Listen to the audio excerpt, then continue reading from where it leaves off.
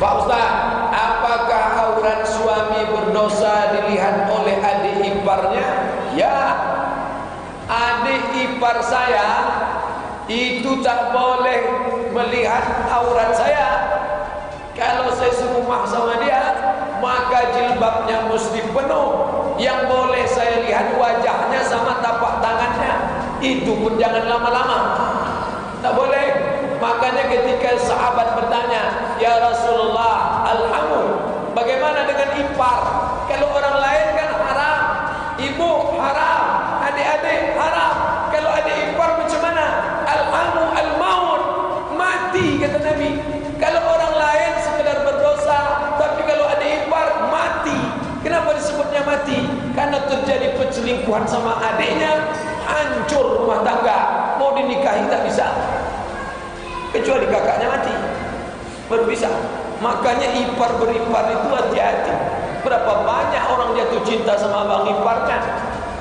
Kisah nyata, true story, ngomongnya ke saya, "Pak Ustaz, di dunia udah mau kiamat, masih lama." Saya bilang, "Ada apa?" "Ini ada perempuan mau nikah sama saya." "Ya nikahi aja. Apa masalahnya? Kalau saya nikahi kiamat, Pak Ustaz." "Nikah kenapa? Yang mau nikah sama saya ini adik ipar saya."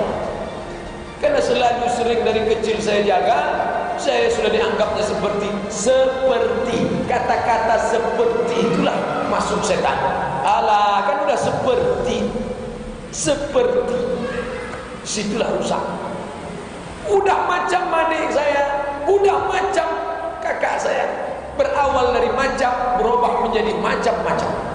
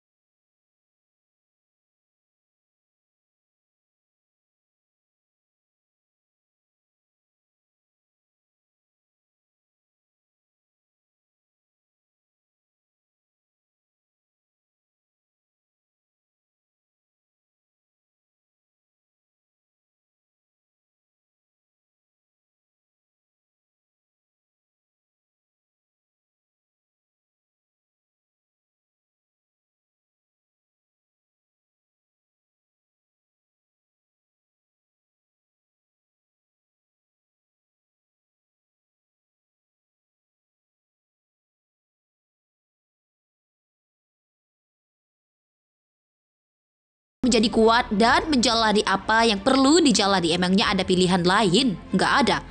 Lu luar biasa sis, terang Alia.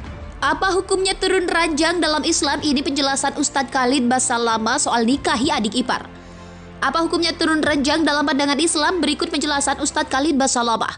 Perkawinan turun ranjang adalah pernikahan antara seorang istri atau suami yang menikah dengan saudara iparnya. Turun ranjang itu istilahnya yang diberikan kepada seorang lelaki yang menikah dengan adik ipar. Di antara pernikahan yang dilarang dalam Al-Quran adalah pernikahan dua orang wanita bersaudara.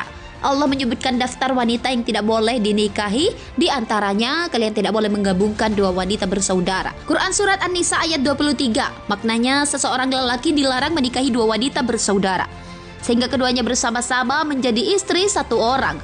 Di antara hikmah adanya larangan ini adalah pernikahan ini tidak memutuskan hubungan silaturahim di antara kedua saudara tersebut.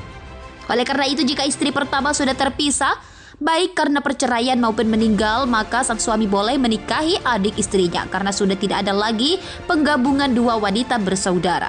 Lantas bagaimanakah hukumnya turun ranjang dalam pandangan Islam?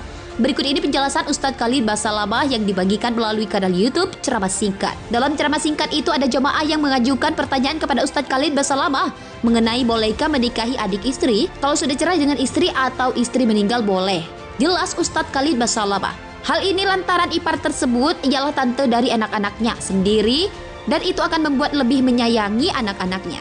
Sementara itu Ustadz Khalid Basalamah menegaskan hukum ini berbeda halnya dengan poligami yang dilakukan kepada adik dan kakak. Tidak boleh menggabungkan ponakan sama tante, ini hukumnya syar'i.